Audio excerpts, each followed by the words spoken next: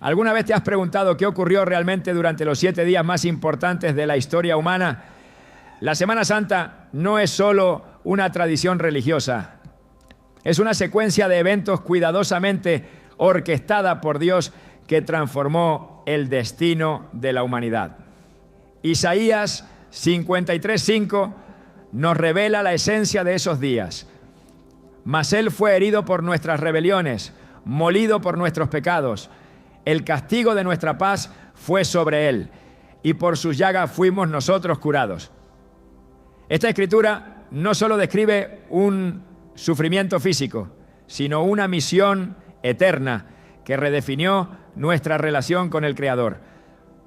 Hoy exploraremos la verdad oculta detrás de cada día de la Semana Santa, revelando su significado espiritual y el impacto eterno que aún resuena en nuestras vidas. Te mostraremos cómo cada paso de Cristo en esos 7 días fue parte de un plan divino para redimirte. ¿Estás listo para entender lo que Dios tiene reservado para ti? La Semana Santa no fue un accidente de la historia, ni una coincidencia litúrgica marcada por el calendario. Fue una secuencia de días profundamente diseñada por Dios. Una coreografía divina en la que cada paso, cada palabra y cada silencio de Jesús revelaban la profundidad de un plan eterno que comenzó mucho antes del primer domingo de Ramos. Desde los tiempos antiguos, Dios había estado preparando estos 7 días para redimir a la humanidad, sellar su amor con sangre y abrir las puertas de una nueva vida. Lo que muchos consideran una tradición religiosa, en realidad es una serie de actos proféticos que se cumplieron con precisión milimétrica. Testimonio del poder absoluto del Creador y del amor inquebrantable de un Salvador dispuesto a entregarse por todos. A lo largo de la historia bíblica, Dios había venido revelando fragmentos de este plan. Profetas como Isaías, Miqueas y Zacarías hablaron de un Mesías que sería despreciado, traspasado, llevado al matadero como cordero y al mismo tiempo exaltado por encima de todo nombre.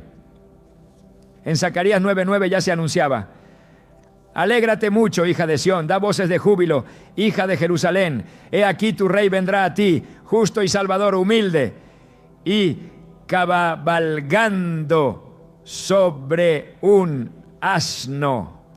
Ese pasaje, leído cientos de veces durante generaciones, tomó vida cuando Jesús entró en Jerusalén montado sobre un asno mientras la multitud gritaba «Hosana». No fue un gesto improvisado, fue el cumplimiento literal de una profecía hecha siglos antes.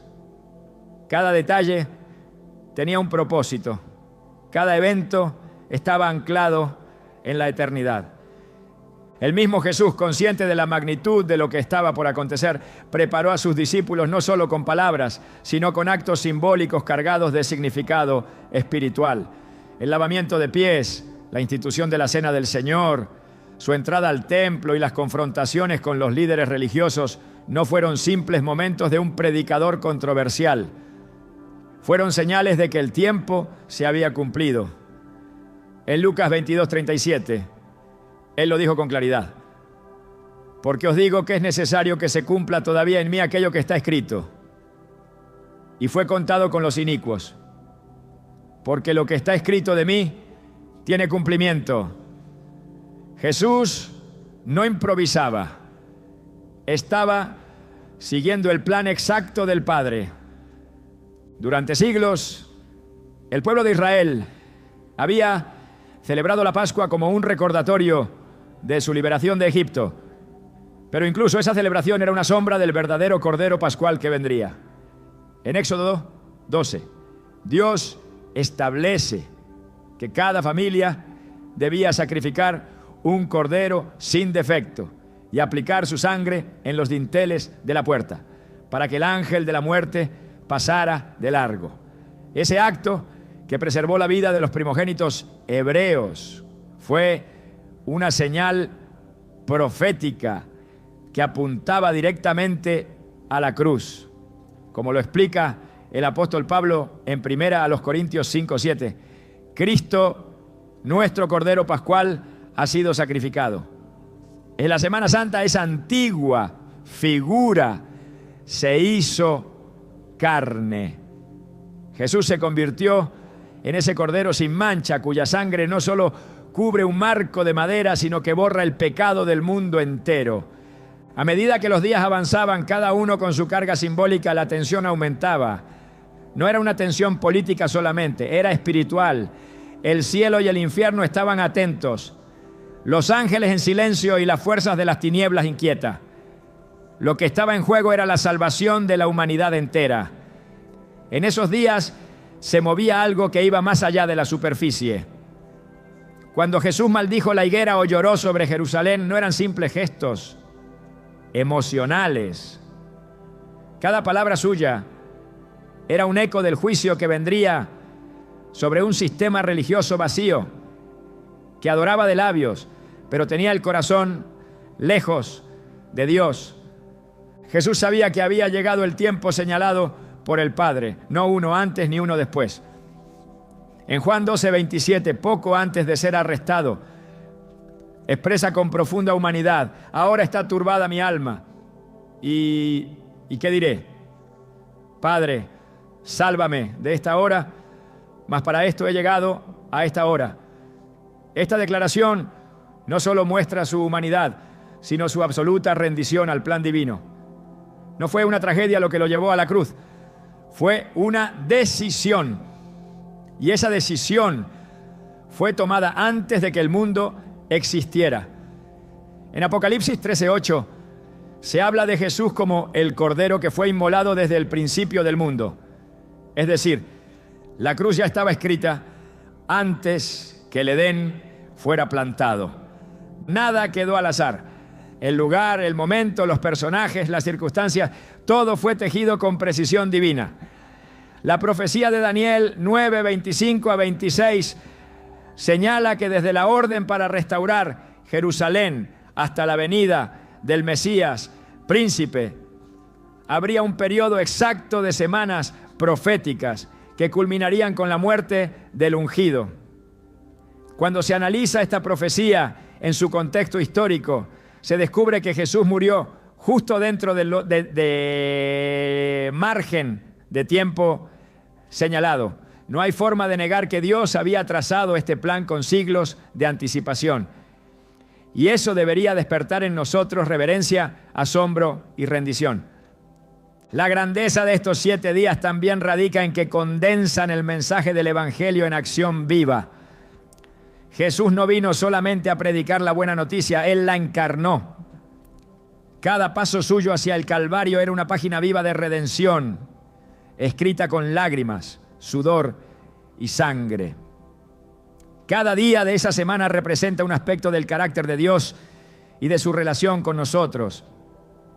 La entrada triunfal revela su humildad y realeza. La purificación del templo muestra su celo por la santidad. La cena con sus discípulos exhibe su intimidad y servicio.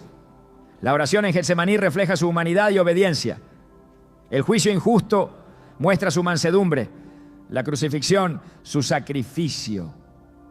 La resurrección, su victoria eterna. Comprender esto no es simplemente un ejercicio de conocimiento bíblico, es una invitación a vivir en esa verdad. Porque si cada día de esa semana fue parte de un plan divino, entonces también lo es cada día de tu vida. No hay caos que no pueda ser redimido, ni dolor que no tenga propósito. Así como Jesús vivió cada momento de la Semana Santa sabiendo que estaba cumpliendo un destino eterno, también tú puedes caminar con la certeza de que Dios tiene control sobre los tiempos y las estaciones de tu vida. La Biblia nos muestra una y otra vez que Dios no improvisa. En Eclesiastés 3:1 se nos recuerda: todo tiene su tiempo y todo lo que se quiere debajo del cielo tiene su hora. Esta declaración se cumplió plenamente en la Semana Santa. Cada día tenía su hora, cada acto su significado. Incluso los silencios de Jesús fueron mensajes poderosos. cuando permaneció callado ante Pilato, no fue por temor, sino porque ya lo había dicho todo. Su silencio era juicio para los incrédulos y gracia para los que sí creían. La historia de José en el Antiguo Testamento también refleja este patrón divino.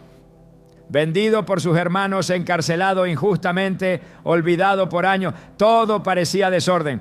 Pero cuando llegó el momento, Dios lo levantó y usó su vida para salvar a muchos.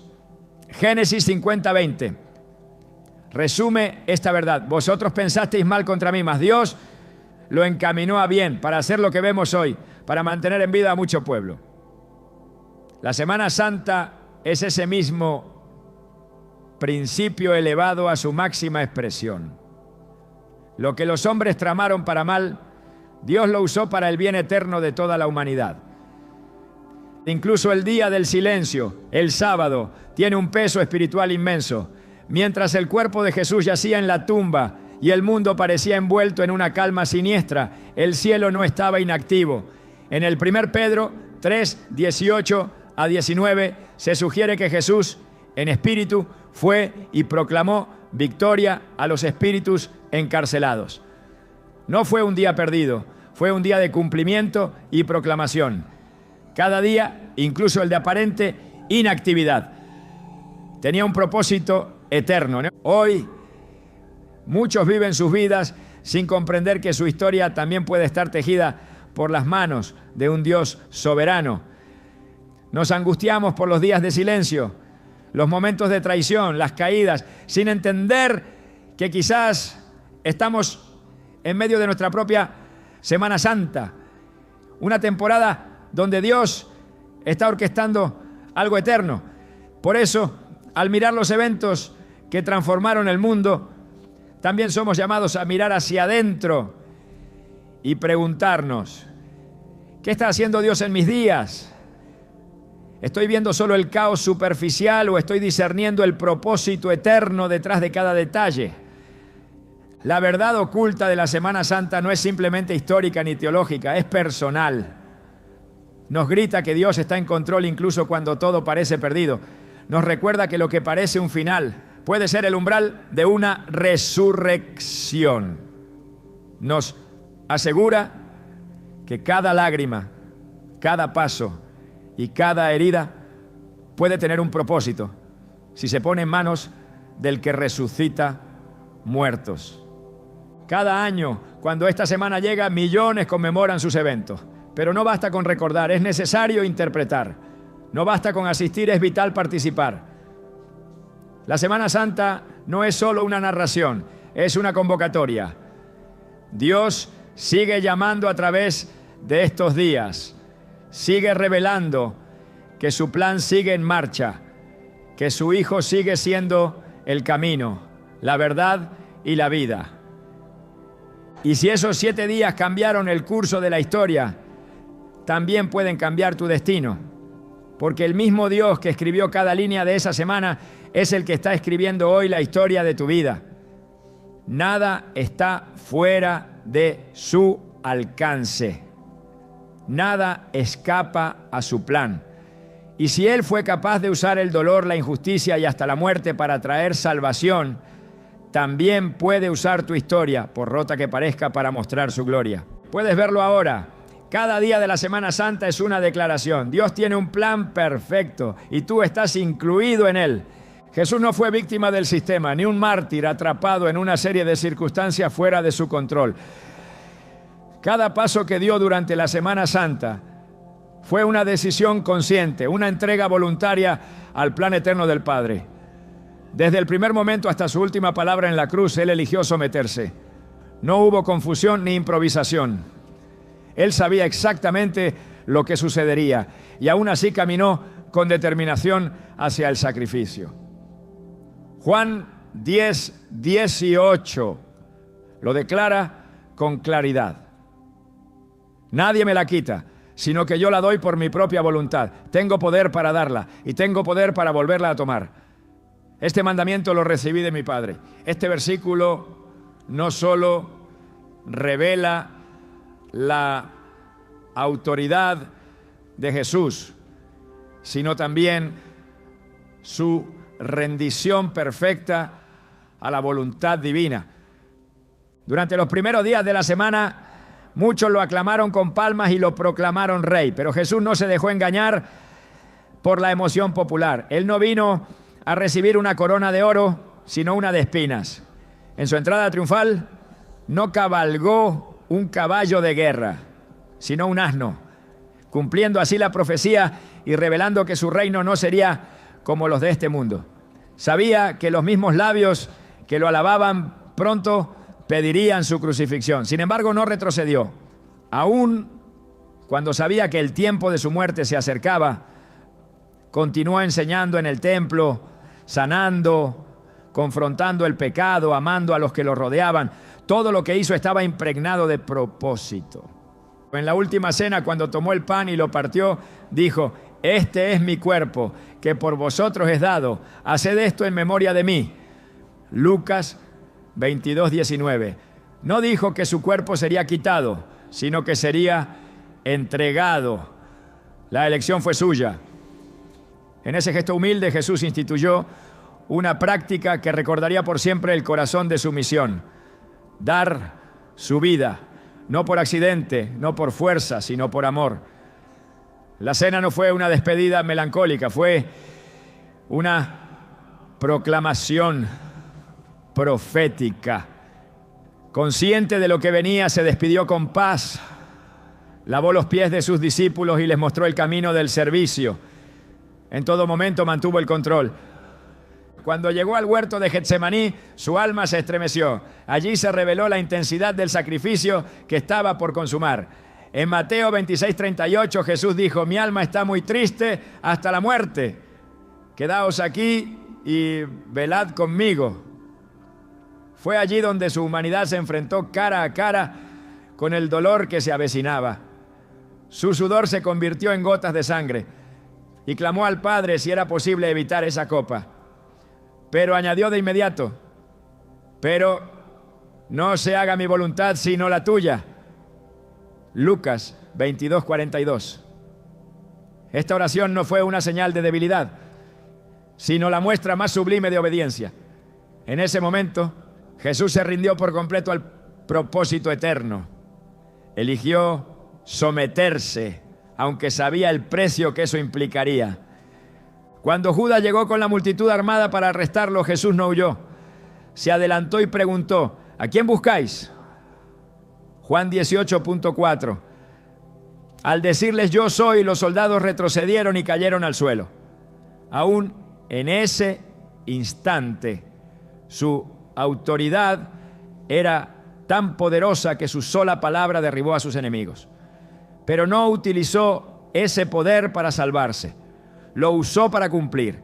Permitió que lo arrestaran, permitió que lo esposaran, permitió que lo llevaran como un criminal, porque había decidido ser el Cordero. A Pedro, que quiso defenderlo con una espada, le dijo: ¿acaso piensas que no puedo orar a mi Padre y que Él no me daría más de 12 legiones de ángeles? Mateo 26:53. Podía evitar todo. Tenía los recursos celestiales a su disposición, pero eligió quedarse, eligió callar, eligió avanzar hacia la cruz. En los juicios injustos que le siguieron, Jesús no se defendió. No fue porque no pudiera hacerlo, sino porque ya había hablado todo lo que era necesario. Cuando Pilato le preguntó si era rey, Jesús respondió con serenidad: tú lo dices. Yo para esto he nacido y para esto he venido al mundo, para dar testimonio de la verdad. Juan 18:37. Incluso frente al poder humano que tenía autoridad para condenarlo o soltarlo, Jesús no se sometió al temor. Permaneció firme, sin doblez. En todo momento su mirada estaba fija en la misión. No era el hombre el que lo empujaba hacia la cruz. Era su decisión, tomada desde la eternidad. cada acusación falsa, cada golpe, cada burla, eran parte de un camino que él mismo aceptó recorrer. La idea de que Jesús fue víctima niega la profundidad de su entrega. Él no fue un profeta desafortunado, sino el Hijo de Dios encarnado, ejecutando el plan de redención con precisión absoluta. Desde antes de nacer en Belén, desde antes de la creación misma, ya había un plan de salvación. En Apocalipsis 13:8 se le llama el Cordero que fue inmolado desde el principio del mundo. Esto significa que la cruz no fue un evento improvisado, fue un acto central en el propósito de Dios. Jesús vino al mundo con una misión: dar su vida en rescate por muchos. Y durante esa semana, esa misión llegó a su punto culminante. Cuando lo despojaron de sus vestiduras, cuando lo golpearon, cuando colocaron sobre su cabeza la corona de espinas, en ningún momento pidió piedad. No porque fuera indiferente al dolor, sino porque había decidido cargar con él. Isaías 50. Y 3:7 lo describe así: angustiado él y afligido no abrió su boca. Como cordero fue llevado al matadero, y como oveja delante de sus trasquiladores, enmudeció y no abrió su boca. Cada paso fue dado con conciencia, con obediencia, con determinación. No fue forzado, fue ofrecido, por amor al Padre y por amor a nosotros. Su silencio en medio de la injusticia fue una voz más fuerte que cualquier defensa. No se justificó, no reclamó su inocencia, porque su propósito no era escapar, sino reconciliar. Él no buscaba probar quién tenía la razón, sino abrir el camino hacia la redención. Cuando Herodes le hizo preguntas burlonas, no respondió.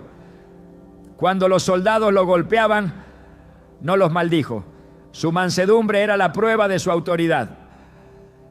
La grandeza de su poder se manifestó en su decisión de no usarlo para sí mismo, sino para cumplir el plan que lo llevó hasta allí.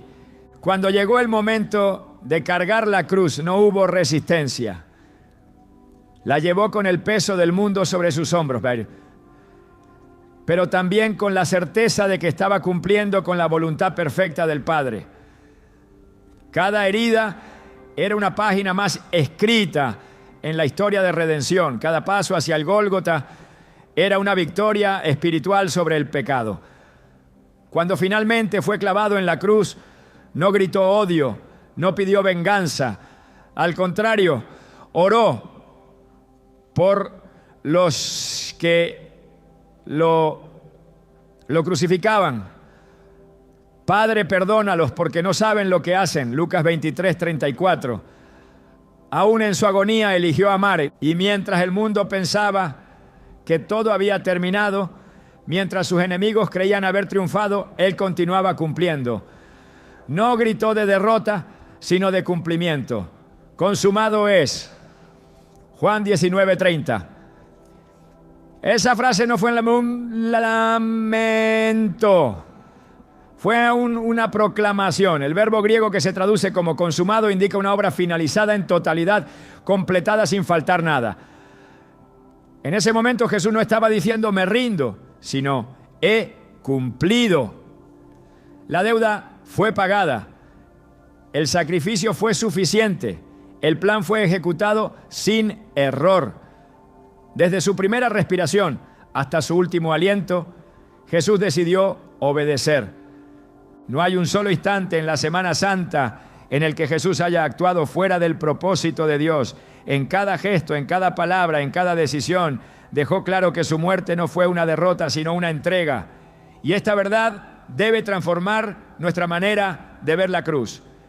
No como un instrumento de tortura, sino como el altar donde el Hijo de Dios ofreció su vida por amor. La cruz no lo encontró a él. Él fue hacia la cruz.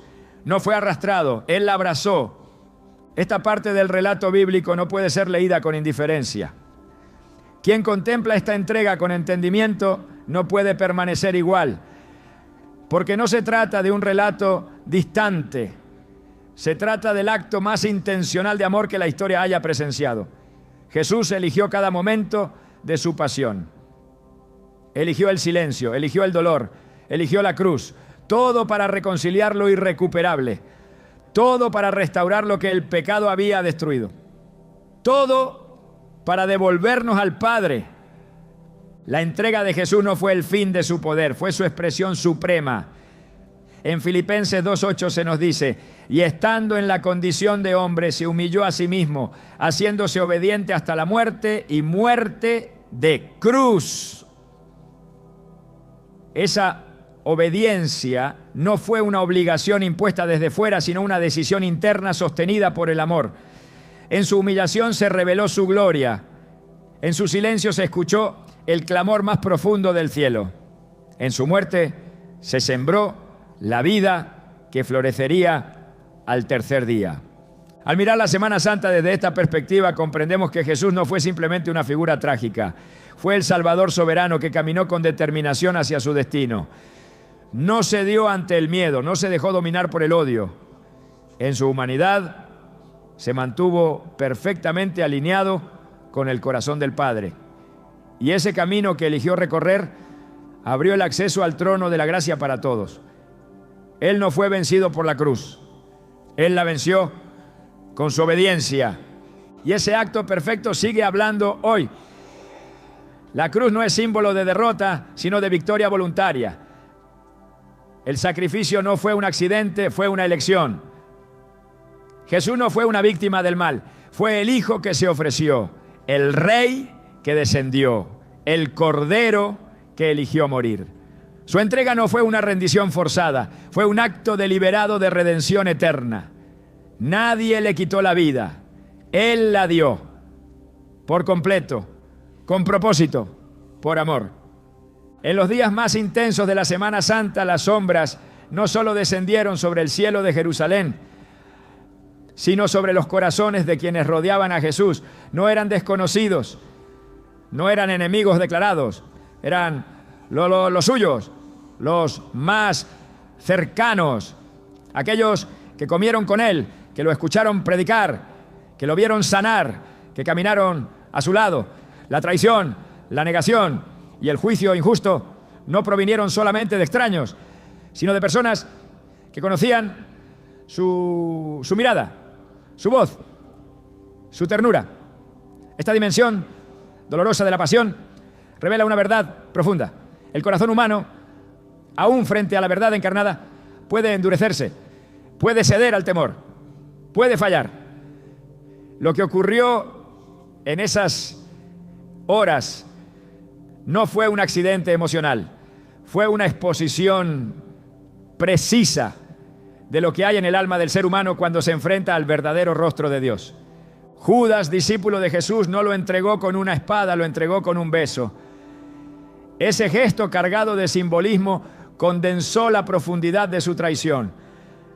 Mateo 26, 48 a 49 dice: y él que le entregaba les había dado señal, diciendo: al que yo besare, ese es, prendedle. Y enseguida se acercó a Jesús y dijo: salve, maestro, y le besó. No fue un error de juicio, fue una decisión intencionada. Y Jesús, conociendo su corazón, no lo rechazó violentamente. Le respondió con una pregunta penetrante: amigo, ¿a qué vienes? Mateo 26, 50. No era ironía, era una última puerta abierta al arrepentimiento. Jesús sabía que había sido vendido por 30 piezas de plata, el precio de un esclavo, según Éxodo 21, 32. Ese fue el valor que el mundo le asignó a quien no tenía precio. Aún así, su compasión permaneció intacta. Pedro, el valiente que prometió seguirlo hasta la muerte, terminó negándolo 3 veces. No lo hizo ante soldados romanos armados, lo hizo frente a criadas y transeúntes impulsado por el miedo. Mateo 26, 74 lo describe así: pues entonces él comenzó a maldecir y a jurar: no conozco al hombre, y enseguida cantó el gallo. Jesús ya lo había anunciado, le había dicho que antes que cantara el gallo lo negaría 3 veces.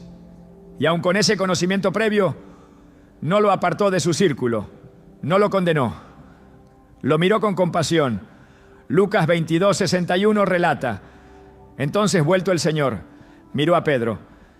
Esa mirada no fue de juicio, fue de amor. Una mirada que no olvida, que no acusa, que recuerda la gracia. La traición y la negación no solo ocurrieron en la oscuridad de la noche. El juicio falso también reveló el nivel de corrupción espiritual de los líderes religiosos. Los que debían ser los guardianes de la verdad fueron los primeros en rechazarla. Buscaron testigos falsos, manipularon el juicio, violaron sus propias leyes. Marcos 14:55 declara: y los principales sacerdotes y todo el concilio buscaban testimonio contra Jesús para entregarle a muerte, pero no lo hallaban. La verdad no les interesaba, solo querían deshacerse de quien había desenmascarado su hipocresía. La figura de Jesús representaba una amenaza a su sistema, a su poder, a su apariencia. El juicio fue una formalidad. La sentencia ya estaba decidida. Ante Pilato, el gobernador romano, la justicia también fue corrompida. Pilato reconoció varias veces que no encontraba culpa en Jesús. Sin embargo, cedió a la presión. Juan 19:12 revela que los judíos amenazaron con acusarlo ante César si lo soltaba. Si a este sueltas, no eres amigo de César. Cualquiera que se hace rey, a César se opone. La presión política, el temor a perder prestigio y autoridad fueron más fuertes que su conciencia. Por eso lavó sus manos, como si el agua pudiera limpiar la cobardía. Mateo 27:24 dice: viendo Pilato que nada adelantaba, sino que se hacía más alboroto, tomó agua y se lavó las manos delante del pueblo, diciendo: inocente soy yo de la sangre de este justo. Allá vosotros. Pero no era inocente. Su indiferencia fue complicidad. El pueblo que días antes gritaba Hosana, ahora pedía a voces la liberación de Barrabás. No buscaban justicia, buscaban espectáculo, liberación política, satisfacción momentánea. Cuando Jesús no cumplió con sus expectativas, lo descartaron. Mateo 27:21-22 narra: respondiendo el gobernador, les dijo: ¿a cuál de los dos queréis que os suelte? Y ellos dijeron: a Barrabás. Pilato les dijo: ¿qué pues haré de Jesús, llamado el Cristo? Todos le dijeron: sea crucificado. Esa elección marcó una de las decisiones más oscuras de la historia humana: preferir al culpable y condenar al justo. Todo este entramado de traiciones, negaciones y juicios revela que la humanidad, cuando es confrontada con la luz, muchas veces prefiere las tinieblas. Juan 3:19 lo explica con contundencia: y esta es la condenación, que la luz vino al mundo, y los hombres amaron más las tinieblas que la luz, porque sus obras eran malas. La reacción frente a Jesús no fue simplemente irracional, fue el resultado de corazones que se resistieron a la verdad. Él vino a lo suyo, y los suyos no le recibieron. La historia no es un relato lejano, es una revelación precisa de lo que el ser humano es capaz de hacer cuando la gloria de Dios lo confronta.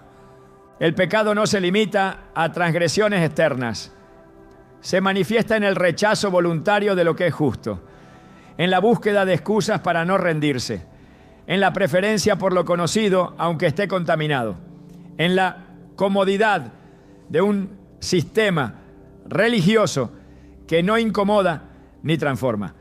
La actitud de los fariseos no era ignorancia, era dureza de corazón. En Mateo 23, Jesús los confronta abiertamente: ¡ay de vosotros, escribas y fariseos hipócritas! Porque cerráis el reino de los cielos delante de los hombres, pues ni entráis vosotros ni dejáis entrar a los que están entrando. Su religiosidad no los llevó a Dios, los alejó de él. El legalismo puede encubrir la rebelión. Lo que ocurrió esa semana sigue ocurriendo hoy. La traición de Judas no fue solo el acto de un hombre. Fue la manifestación de un corazón que valoró más el dinero que la verdad. La negación de Pedro fue la reacción de un alma que quiso protegerse antes que ser leal. El juicio de los fariseos fue el resultado de mentes que prefirieron su estructura antes que rendirse a una revelación. Y la decisión de Pilato fue la muestra de un liderazgo débil que se inclinó ante la presión y renunció a hacer lo correcto. En medio de todo eso, Jesús permaneció firme. No se defendió, no devolvió insulto por insulto, no desvió el propósito. Su serenidad fue más fuerte que la violencia, su silencio fue más poderoso que los gritos. Isaías 50, 6 a 7, anticipó esta actitud. Di mi cuerpo a los heridores y mis mejillas a los que me mesaban la barba. No escondí mi rostro de injurias y disputos, porque el Señor Jehová me ayudará. Por tanto no me avergoncé. Por eso puse mi rostro como un pedernal y sé que no seré avergonzado. Su rostro estaba decidido, no había retroceso. En cada falso testimonio, en cada golpe recibido, en cada palabra hiriente, él reafirmaba su compromiso con el Padre. La traición humana no detuvo el plan divino, al contrario lo confirmó. La dureza de los hombres solo evidenció la profundidad de la gracia, porque incluso en medio del abandono, Dios no cambió de idea. Jesús siguió amando, siguió perdonando, siguió cumpliendo. No reaccionó desde la ofensa, sino desde la misión. Cuando Pedro lloró amargamente después de negarlo, no fue destruido, fue restaurado. Cuando Judas, dominado por la culpa, no pudo soportar su peso, la tragedia no fue solo su muerte, sino su falta de fe en la misericordia. Ambos fallaron, pero uno volvió, el otro se perdió. La diferencia no estuvo en la gravedad del pecado, sino en la respuesta frente al Salvador. El juicio humano condenó al justo, pero el juicio de Dios convirtió esa condena en salvación. Lo que el mundo consideró derrota fue en realidad parte de la victoria. En el 1 Pedro 2, 23 a 24, se describe esta entrega con claridad. Quien cuando le maldecían no respondía con maldición, cuando padecía no amenazaba, sino encomendaba la causa al que juzga justamente. Quien llevó él mismo nuestros pecados en su cuerpo sobre el madero, para que nosotros, estando muertos a los pecados, vivamos a la justicia, y por cuya herida fuisteis sanados. Su respuesta no fue venganza, fue intercesión. Su reacción no fue condena, fue redención. La verdad oculta de estos días está en que no fueron los clavos los que sostuvieron a Jesús en el camino hacia la cruz. Fue el propósito, fue el amor, fue la obediencia perfecta. Aun cuando todos lo abandonaron, Él no abandonó su misión. Aún cuando fue rechazado, no rechazó al mundo, lo abrazó, lo cargó, lo redimió. Y lo hizo mientras los suyos lo negaban, mientras los religiosos lo acusaban, mientras los líderes lo juzgaban, mientras el pueblo lo traicionaba. En esa tensión entre la injusticia humana y la fidelidad divina se revela la profundidad del mensaje del Evangelio. Jesús no solo murió por los pecados evidentes, murió también por los pecados camuflados en religiosidad, en indiferencia, en conveniencia. Murió por la traición, por la negación, por el juicio corrupto. Murió por todo lo que el corazón humano es capaz de hacer cuando se aleja de Dios. Y lo hizo no con resignación, sino con determinación. Cada día de esa semana expuso no solo la gloria de Cristo, sino la necesidad del hombre. La traición no fue un incidente aislado, fue un espejo. La negación no fue una excepción, fue una advertencia. El juicio falso no fue un escándalo lejano, fue una revelación, porque al final todo lo que ocurrió En esos 7 días sigue ocurriendo en los corazones que se resisten a rendirse. Pero también sigue brillando la misma luz, la misma gracia, la misma oportunidad. Porque la cruz que fue levantada en medio del rechazo se convirtió en la puerta para el perdón. La fidelidad de Jesús en medio del abandono es la razón por la que hoy existe esperanza. Su firmeza frente al rechazo es la razón por la que hoy existe reconciliación. Su silencio en medio de la burla es la razón por la que hoy existe paz. Él no respondió como el mundo esperaba. Respondió como el hijo obediente que tenía una misión que cumplir. Y la cumplió. Incluso cuando todos los demás fallaron. Porque donde abunda el pecado, sobreabunda la gracia. Y esa gracia sigue siendo ofrecida a los que traicionan, a los que niegan, a los que juzgan, a todos los que reconocen que solo Jesús, el justo, puede restaurar lo que el corazón humano ha roto. La cruz no fue un símbolo impuesto a Jesús, fue el destino que él abrazó con plena conciencia. No fue arrastrado al Calvario por la fuerza de sus enemigos, fue conducido por el poder de su amor. Cada paso hacia el Gólgota fue una afirmación de su decisión de salvar, una proclamación viva de que no hay mayor amor que dar la vida por los amigos.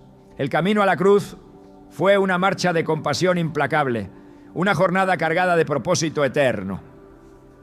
No avanzaba como quien se rinde ante el castigo, sino como quien se entrega con determinación a una misión que nadie más podía cumplir.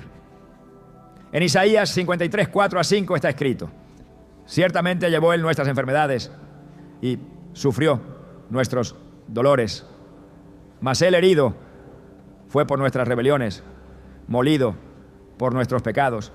El castigo de nuestra paz fue sobre él, y por su llaga fuimos nosotros curados. La cruz no fue la expresión del fracaso, sino la manifestación más alta de fidelidad divina. Cuando lo despojaron de su dignidad humana, él no perdió su gloria eterna. Fue desnudado por manos impías, pero no por eso se le despojó del poder que sostenía la creación. Al contrario, su vulnerabilidad exterior solo resaltó la majestad de su obediencia. El dolor no lo debilitó, lo expuso como el cordero sin mancha que voluntariamente aceptó cargar sobre sí el pecado del mundo. La corona de espinas no fue un instrumento de humillación, fue un símbolo de victoria sobre el orgullo del hombre. Cada espina era una declaración silenciosa de su compromiso inquebrantable con la redención. Y aunque el mundo lo veía como vencido, el cielo lo contemplaba como el rey que estaba conquistando con mansedumbre. El Vía Crucis fue más que un recorrido físico, fue una expresión espiritual de entrega absoluta. No fue solo el trayecto entre el juicio y el Gólgota, fue la ruta donde el amor se hizo visible paso a paso.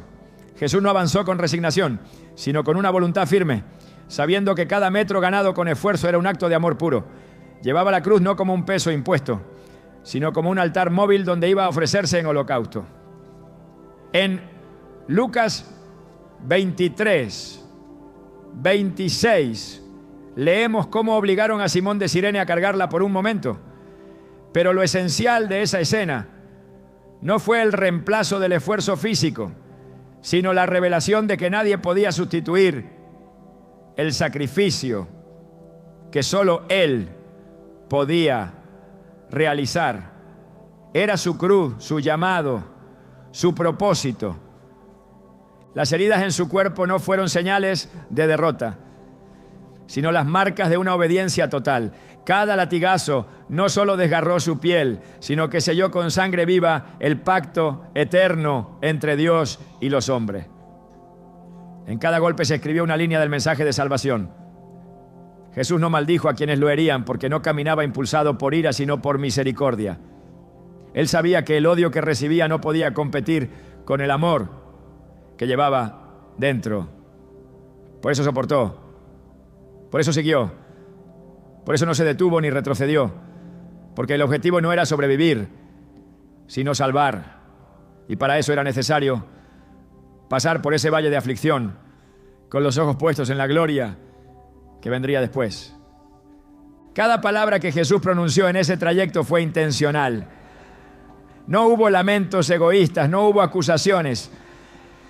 Hubo perdón, hubo consuelo, hubo promesas. A las mujeres que lloraban por él les dijo: no lloréis por mí, llorad más bien por vosotras mismas y por vuestros hijos. Lucas 23, 28. Incluso en medio del dolor más agudo, su corazón seguía intercediendo por los demás. El sufrimiento no apagó su compasión, la intensificó, porque no caminaba pensando en sí mismo, caminaba pensando en la humanidad que amaba hasta lo más profundo. No fue el miedo lo que lo impulsó, fue la esperanza de reconciliar a los hombres con su Creador. Hebreos 12, 2 lo explica así: por el gozo puesto delante de él sufrió la cruz, menospreciando el oprobio. No había gozo en el suplicio, pero sí en lo que vendría después, la restauración de lo perdido. Cuando llegaron al lugar llamado la calavera, no hubo duda en su semblante. Permitió que sus manos fueran clavadas, sin resistencia. Extendió sus brazos no como quien se rinde ante la violencia, sino como quien abraza con plenitud la voluntad del Padre. En ese acto silencioso, cargado de un simbolismo que el mundo aún lucha por comprender, se unieron la justicia y la misericordia, la santidad y el amor, el juicio y la redención. Nadie tomó su vida, Él la ofreció. Y lo hizo con una paz que desafía toda lógica, porque conocía el propósito de cada herida, de cada clavo, de cada gota de sangre. Sabía que ese sacrificio no sería en vano. Sabía que esa cruz sería la puerta para que miles entraran al reino eterno. El perdón que proclamó desde lo alto del madero fue más fuerte que todo el odio que lo rodeaba. En medio del desprecio, de las burlas, de la injusticia, levantó su voz para interceder. Padre, perdónalos porque no saben lo que hacen. Lucas 23, 34. Esa oración no fue una formalidad, fue un acto deliberado de amor. En ese momento, Jesús no solo ofrecía su cuerpo, ofrecía su gracia. No esperaba comprensión, ofrecía compasión. No buscaba vindicación, ofrecía reconciliación.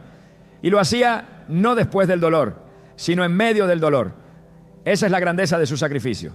No amó cuando todo pasó, amó cuando todo ardía, amó cuando el desprecio aún resonaba, amó cuando la sangre aún corría. El sufrimiento de Jesús no fue solo físico, fue espiritual. Cargó con el pecado del mundo. En 2 Corintios 5:21, el apóstol Pablo dice: al que no conoció pecado, por nosotros lo hizo pecado, para que nosotros fuésemos hechos justicia de Dios en él. No solo llevó los clavos, llevó la culpa. No solo llevó la cruz, llevó el peso de una humanidad quebrada. Y lo hizo en silencio, sin protesta, porque su mirada estaba fija en la restauración de lo que estaba perdido. Su compromiso no era superficial, era total. No hubo reserva, no hubo límites. Su entrega fue completa, sin condiciones, sin pausas, sin titubeos. Mientras el cuerpo de Jesús era desgarrado, el velo del templo también se rasgaba. En Mateo 27:51 se registra: y he aquí el velo del templo se rasgó en dos, de arriba abajo. Ese acto sobrenatural no fue decorativo, fue un tinto testimonio. Lo que estaba ocurriendo en el mundo espiritual era tan poderoso que hasta la estructura del templo no pudo resistirlo. La separación entre Dios y el hombre había sido eliminada. Lo que antes estaba reservado para unos pocos, ahora estaba disponible para todos. No más sacrificios de animales, no más mediaciones humanas. Cristo mismo en su cuerpo abrió el acceso al Padre. La cruz entonces no se convirtió en el lugar de encuentro. No entre el hombre y su dolor, sino entre el hombre y su salvación. La sangre derramada no fue solo un símbolo, fue el precio real de nuestra redención. No se trató de una muerte noble, fue una muerte sustitutiva. Él no murió solo como ejemplo, murió como sustituto. Tomó el lugar que nos correspondía, cargó lo que era nuestro, padeció lo que nosotros provocamos y lo hizo con amor perfecto, con obediencia inquebrantable, con una fidelidad que nunca vaciló. Cada vez que se contempla esa cruz con entendimiento, el alma no puede permanecer indiferente, porque en ella se revela lo impensable, que el Dios eterno se hizo hombre para morir por los injustos, que el santo soportó la condena del culpable, que el Creador permitió que su creación lo traspasara para rescatarla. La cruz es el centro de la historia, no solo del tiempo, sino del propósito. No es un accidente que la cruz esté en el corazón del mensaje cristiano. Es porque allí se selló lo que las palabras no podían explicar. Allí se escribió con sangre el lenguaje del cielo. Allí se expresó el amor de Dios en su forma más pura y radical. Y ese amor no se agotó, no quedó colgado con el cuerpo de Cristo. Vive, sigue extendiéndose, sigue llamando. La cruz no fue un punto final, fue una puerta abierta. Fue la manifestación visible de una verdad invisible. Fue el altar del nuevo pacto, el acto culminante de un amor que no se detiene. Por eso cuando se predica a Cristo crucificado, no se habla solo de historia, se proclama una realidad viva, porque la cruz, aunque fue levantada hace siglos, sigue siendo actual. Su poder no disminuye, su efecto no caduca, su mensaje no cambia. La marcha hacia la cruz fue la manifestación más evidente de que el amor no es un sentimiento débil, sino una fuerza que soporta el infierno mismo por salvar a los suyos. El amor de Jesús no se expresó solo con palabras, sino con heridas. No se proclamó solo con parábolas, sino con sangre. No se demostró solo con abrazos, sino con clavos. El mundo ha intentado redefinir el amor muchas veces, pero el estándar eterno está allí, en el madero, con los brazos extendidos, con el corazón expuesto, con la vida ofrecida. No hay mayor amor que ese. Jesús no caminó hacia la cruz obligado, lo hizo convencido, porque sabía lo que su muerte lograría, porque veía más allá del dolor, porque contemplaba el fruto de su aflicción. En Isaías 53:11 se anuncia: verá el fruto de la aflicción de su alma y quedará satisfecho. Él vio desde el principio lo que su sacrificio produciría: reconciliación, perdón, restauración, vida. Y por eso no temió, por eso no se desvió, por eso no se defendió, porque su mirada estaba puesta en la gloria que vendría, en los corazones que serían transformados, en las almas que serían rescatadas. La cruz no fue el final de una vida buena, fue el cumplimiento de una misión divina. Fue la victoria del amor sobre el pecado, de la obediencia sobre la rebelión, de la gracia sobre el juicio. Cada paso que dio hacia ese lugar fue un eco de eternidad, una proclamación celestial, una declaración que sigue resonando. Te amo y estoy dispuesto a pagar el precio por ti.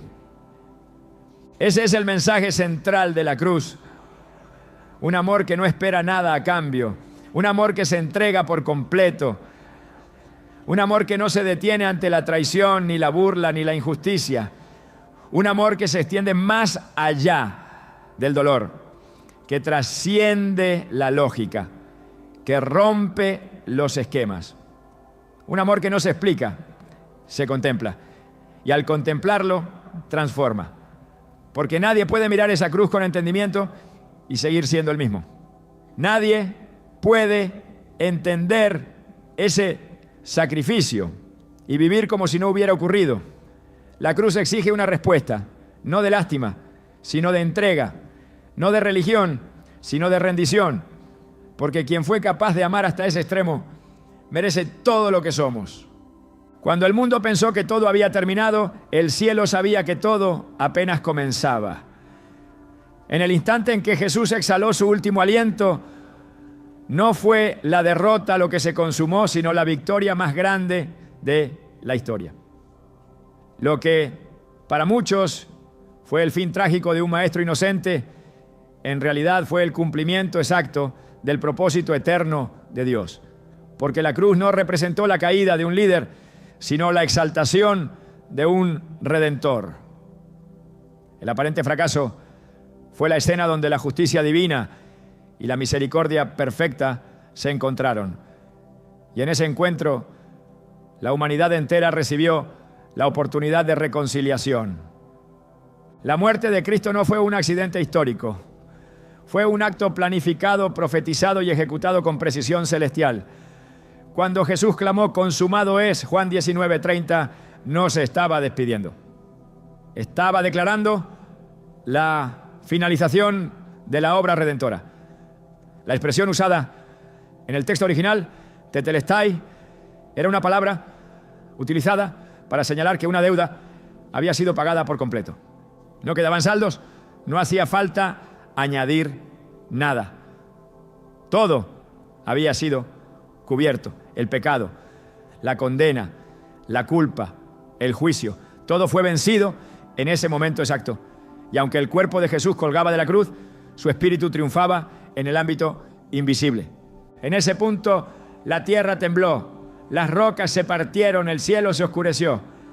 Mateo 27, 51 a 52 registra que incluso las tumbas se abrieron y muchos cuerpos de santos resucitaron.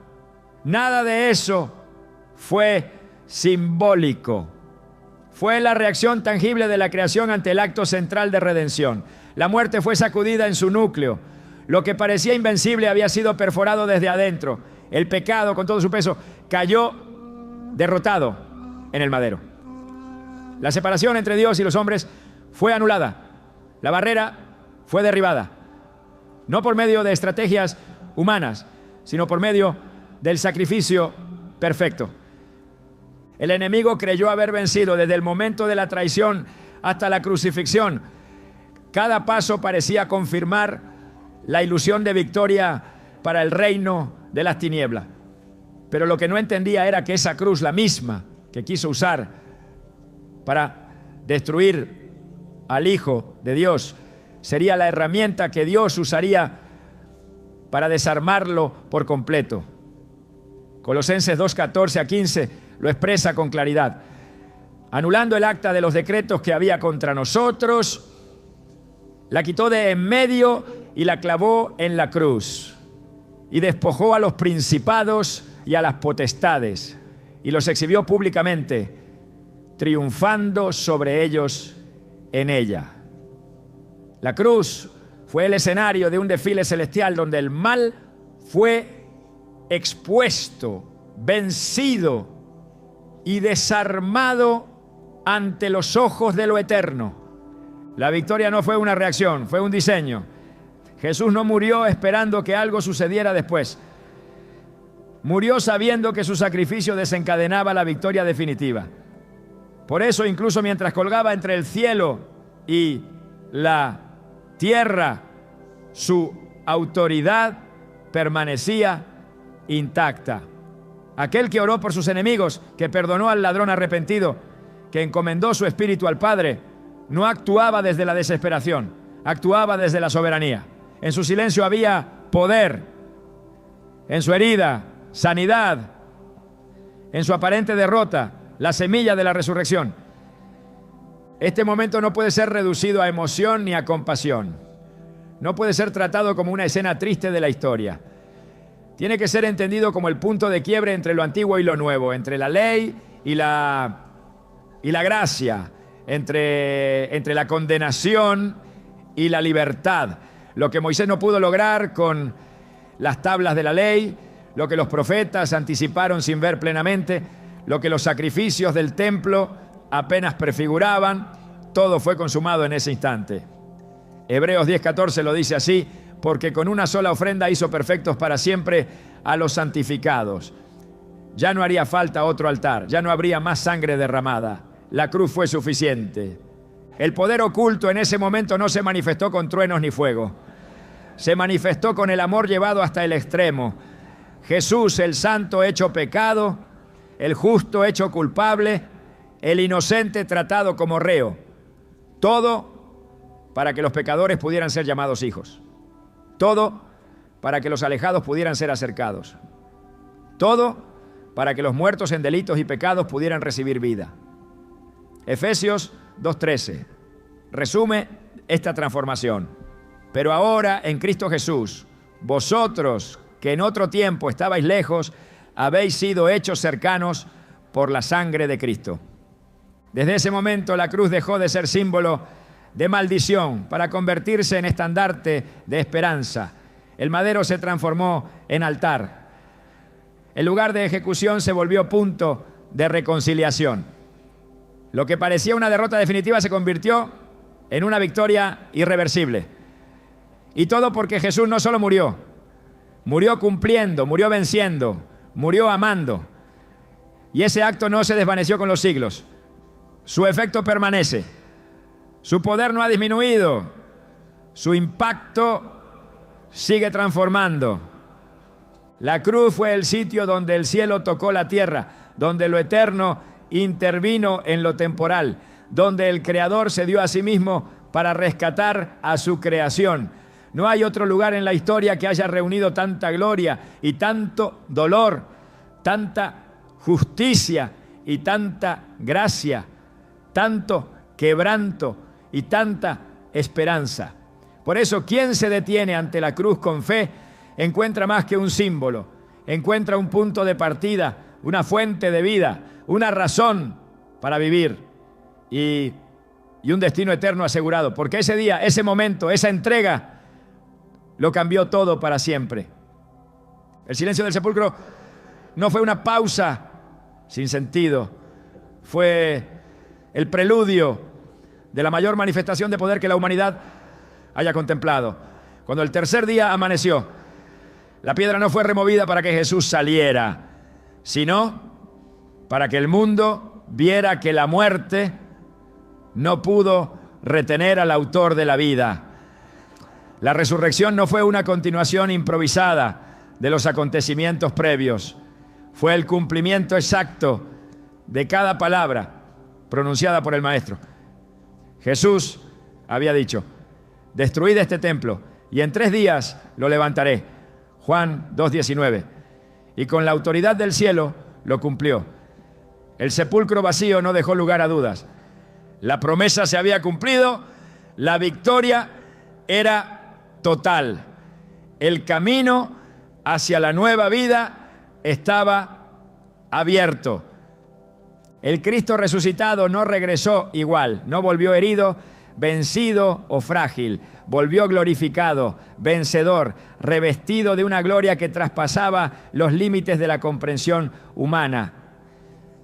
Su aparición a María Magdalena, a los discípulos en el camino, a los que estaban reunidos por temor, no fueron simples consuelos, fueron afirmaciones de su supremacía sobre el pecado y la muerte.